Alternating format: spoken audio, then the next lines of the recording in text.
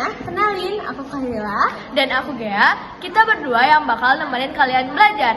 Dan kali ini kita akan belajar tentang perlawanan Sultan Hasanuddin dan Sultan Badruddin. Simak terus ya videonya. Di sini aku bakal ngejelasin siapa sih Sultan Hasanuddin. Sultan Hasanuddin merupakan salah satu raja dari timur yang populer berkat kegigihannya melawan Belanda pada masa penjajahan. Perjuangan besarnya yang membuat Belanda kewalahan adalah menolak monopoli perdagangan yang dilakukan oleh VOC. Selama masa kepemimpinannya, Sultan Hasanuddin juga telah berhasil mengagalkan rencana Belanda untuk menguasai kerajaan Islam Goa.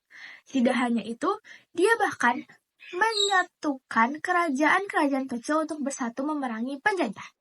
Kegigihan Sultan Hasanuddin itu membuatnya mendapatkan julukan The Hattin van het Oosten dari Belanda yang artinya ayam jantan dari timur. Jiwa kepemimpinannya sudah menonjol sejak kecil. Selain dikenal sebagai sosok yang cerdas, dia juga pandai berdagang. Inilah yang menyebabkannya memiliki jaringan dagang yang bagus hingga Makassar, bahkan dengan orang asing. Hasanuddin kecil mendapatkan pendidikan keagamaan di Masjid Bontoala. Sejak kecil, dia sering diajak ayahnya untuk menghadiri pertemuan penting dengan harapan bisa menyerap ilmu diplomasi dan strategi perang. Beberapa kali dia percaya menjadi delegasi untuk mengirimkan pesan ke berbagai kerajaan. Ketika memasuki usia 21 tahun, Hasanuddin diamanatkan jabatan urusan mempertahankan Goa.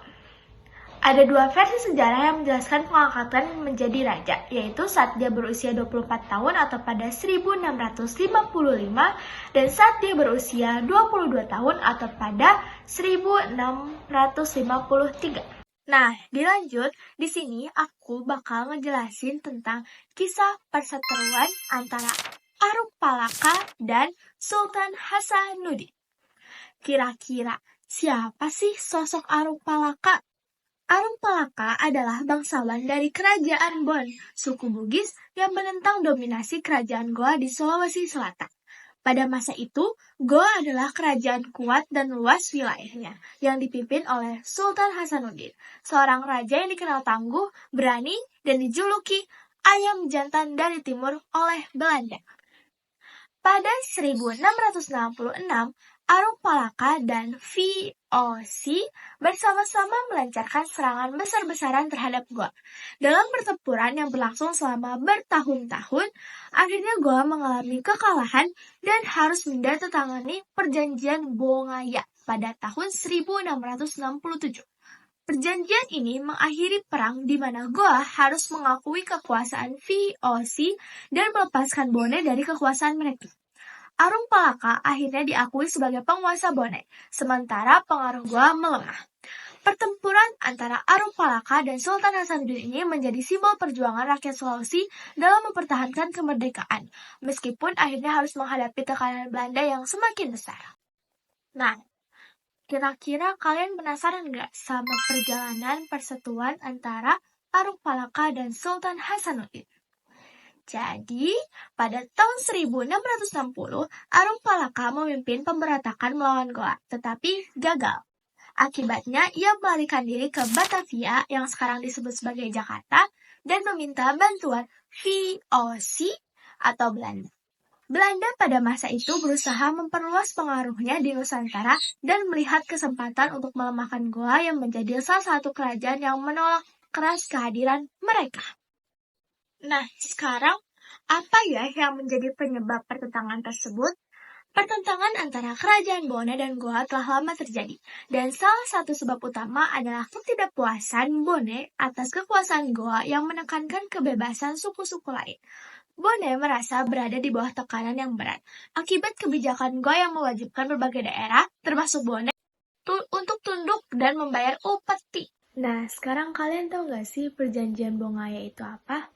Perjanjian Bongaya adalah perjanjian yang ditandatangani pada 18 November 1667 di Bongaya dekat Makassar, antara pihak Kesultanan Goa atau Makassar dan VOC yaitu perusahaan India Belanda. Perjanjian ini menandai berakhirnya Perang Makassar dari 1666 sampai 1669 yang melibatkan VOC dan Kesultanan Goa serta aliansinya dengan Kesultanan Ternate dan Tidore melawan Belanda. Nah, isi utama dari perjanjian Bongaya antara lain yang pertama, penyerahan kekuasaan. Kesultanan Goa Talo harus menyerahkan kekuasaan atas wilayah-wilayah yang dikuasainya termasuk Makassar kepada VOC. Yang kedua, penghentian dukungan untuk Ternate dan Tidore. Kesultanan Goa dilarang memberikan bantuan kepada Kesultanan Ternate dan Tidore yang berperang melawan VOC. Yang ketiga, penyerahan benteng. Goa harus menyerahkan benteng-benteng yang dimilikinya kepada VOC, terutama benteng yang ada di Makassar. Dan yang keempat, pembatasan kekuasaan Goa. Kesultanan Goa kehilangan kebebasan dalam berhubungan dengan negara lain, termasuk dalam hal perdagangan internasional. Serta yang kelima, pajak dan kompensasi. Goa diharuskan membayar kompensasi kepada VOC akibat kerugian yang diderita oleh Belanda selama perang. Halo teman-teman, sekarang aku akan ngebahas siapa sih sosok Sultan Badruddin itu. Sultan Badruddin adalah salah satu tokoh penting dalam sejarah Kesultanan Banten di Indonesia. Ia dikenal sebagai sultan yang berkuasa pada awal abad ke-17. Badruddin merupakan putra dari Sultan Hasanuddin dan memimpin Banten pada masa ketika kerajaan ini sedang mengalami perkembangan pesat, baik dalam bidang perdagangan maupun pengaruh politik. Dan sekarang aku akan menjelaskan masa pemerintahan Sultan Badruddin. Sultan Badruddin berusaha memperkuat posisi Banten sebagai pusat perdagangan di Selat Sunda dan memperluas hubungan dagang dengan negara-negara lain. Ia juga aktif dalam pengembangan Islam di wilayahnya, mendirikan madrasah, dan mendukung kegiatan keagamaan. Selama masa pemerintahannya, Banten mengalami berbagai tantangan, termasuk persaingan dengan Portugis dan Belanda yang ingin menguasai jalur perdagangan. Meskipun demikian, Sultan Badruddin berhasil mempertahankan kekuasaan Banten hingga akhir masa pemerintahannya. Secara keseluruhan, Sultan Badruddin merupakan sosok yang berperan penting dalam sejarah Kesultanan Banten dan pengembangan wilayah Jawa Barat. Nah, selanjutnya di sini ada perlawanan Sultan Hasanuddin dari Goa dan Sultan Badruddin dari Palembang, merupakan dua contoh penting dalam sejarah perlawanan kerajaan-kerajaan Indonesia terhadap penjajahan Belanda pada abad ke-17. Masing-masing memiliki latar belakang dan fakta menarik yang terkait dengan perjuangan mereka.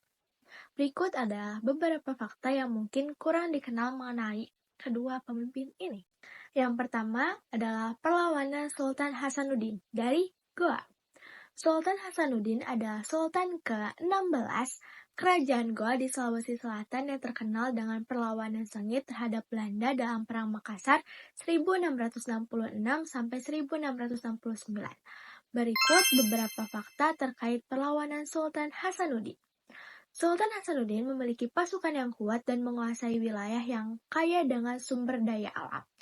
Goa memiliki armada laut yang cukup besar dan strategis untuk menghadang armada Belanda di Selat Makassar, yang merupakan jalur pelayaran penting pada waktu itu. Perlawanan Sultan Hasanuddin dimulai karena Belanda yang sebelumnya melakukan diplomasi dengan Goa, mulai menunjukkan ambisi imperialistiknya untuk menguasai lebih banyak wilayah di Nusantara. Belanda juga berusaha membatasi perdagangan Goa dan mengurangi kekuasaan politik serta ekonomi kerajaan-kerajaan lokal.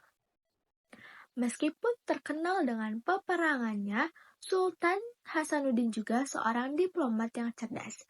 Ia mencoba menjalin hubungan dengan kerajaan-kerajaan lain seperti Ternate, dan bahkan sempat mencari dukungan dari Sultan Turki Utsmani untuk melawan Belanda. Pada awalnya, pasukan Goa berhasil memberikan perlawanan yang sangat berat kepada pasukan Belanda.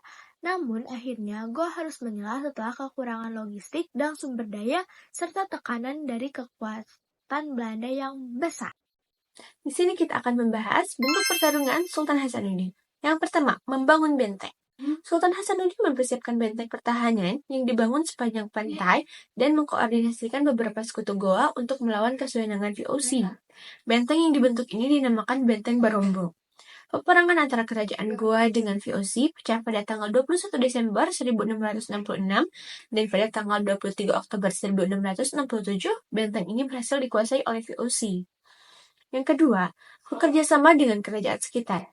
Sultan Hasanuddin terus melakukan perlawanan kepada VOC dengan bekerja sama bersama kerajaan-kerajaan kecil di sekitarnya. Perlawanan yang dilakukan tersebut kemudian dikenal sebagai Perang Makassar yang berlangsung memburuk. Dan akhirnya Belanda menciptakan politik divide et impera. Yang ketiga, berperang bersama rakyat. Tidak sampai di situ, Sultan Hasanuddin terus melakukan perlawanan dengan menggerakkan rakyat pada tahun 1668. Mereka melawan VOC dengan gigih, dan sayangnya peperangan tersebut mengalami kekalahan. Kekalahan ini pun mengakibatkan benteng paling kuat di Goa, yakni Benteng Rotterdam, jatuh ke tangan VOC. 2. Perlawanan Sultan Badruddin Palembang. Sultan Badruddin II adalah Sultan Palembang yang terkenal dengan perjuangannya melawan Belanda pada abad ke-17. Sultan Badruddin memimpin perlawanan setelah Belanda semakin menekan kerajaan Palembang untuk bergabung dalam monopoli perdagangan rempah-rempah yang dikendalikan oleh VOC. Belanda juga berusaha menguasai Sungai Musi yang menjadi jalur utama perdagangan Palembang. Penyebab konfliknya adalah, pada tahun 1659, VOC mulai memperkenalkan kebijakan yang menguntungkan mereka sendiri, yang mendorong Sultan Badruddin untuk menentang konsul Belanda. Palembang merupakan wilayah yang kaya akan hasil bumi, dan Belanda berambisi menguasai sepenuhnya. Pemberontakan dan serangan terjadi dengan Sultan Badruddin II, memimpin sejumlah pemberontakan terhadap Belanda, termasuk perlawanan bersenjata yang cukup sengit di daerah Palembang. Namun, Palembang juga mengalami tekanan besar dari Belanda yang menggunakan taktik pengepungan dan serangan laut. Kemudian, Sultan Badruddin II mencoba membentuk aliansi dengan kerajaan-kerajaan lain, termasuk dengan Kesultanan Mataram, untuk memperkuat perlawanan terhadap Belanda. Perlawanan Sultan Badruddin berakhir pada tahun 1669 setelah Palembang berhasil dikalahkan oleh Belanda. Sultan Badruddin terpaksa menyerah dan Palembang jatuh ke tangan VOC. Meskipun begitu, perlawanan Sultan Badruddin tetap dikenang dengan simbol perlawanan terhadap kolonialisme Belanda di Sumatera. Kesimpulannya, baik Sultan Hasanuddin maupun Sultan Badruddin memperlihatkan semangat juang yang tinggi dan mempertahankan kemerdekaan dan kedaulatan kerajaan mereka. Meskipun pada akhirnya keduanya harus mengalami kekuatan Belanda yang lebih besar, perlawanan mereka tidak hanya terkait dengan konflik militer, tetapi juga melibatkan diplomasi dan strategi aliansi dengan kerajaan-kerajaan lain di Nusantara. Perjuangan mereka tetap menjadi simbol penting dalam sejarah perjuangan melawan penjajahan di Indonesia. Di sini kita akan membahas peristiwa 1614. Pada tahun 1614, Hans Dengeis mengunjungi Samosir karena kurang puas terhadap perdagangan dengan kerajaan Goa. Maka Hans Dengeis mengusulkan dan menganjurkan agar kantor VOC di Samosir ditutup saja. Orang Makassar menjadi saingan yang besar dan berbahaya dalam perdagangan rempah di Maluku.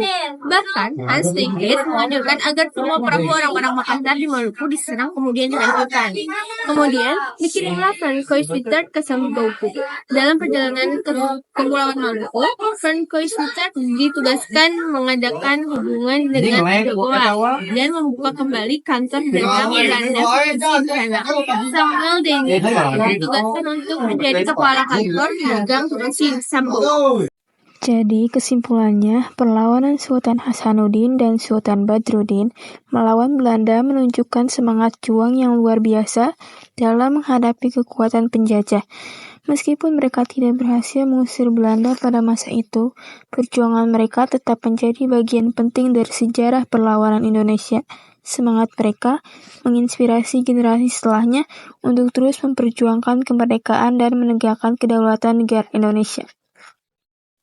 Serta, meskipun keduanya berjuang di wilayah yang berbeda, semangat juang mereka juga memiliki kesamaan yang patut dihargai. Sekian penjelasan yang dapat kita sampaikan. Mohon maaf bila ada kesalahan dan semoga bermanfaat. Terima kasih. Wassalamualaikum warahmatullahi wabarakatuh.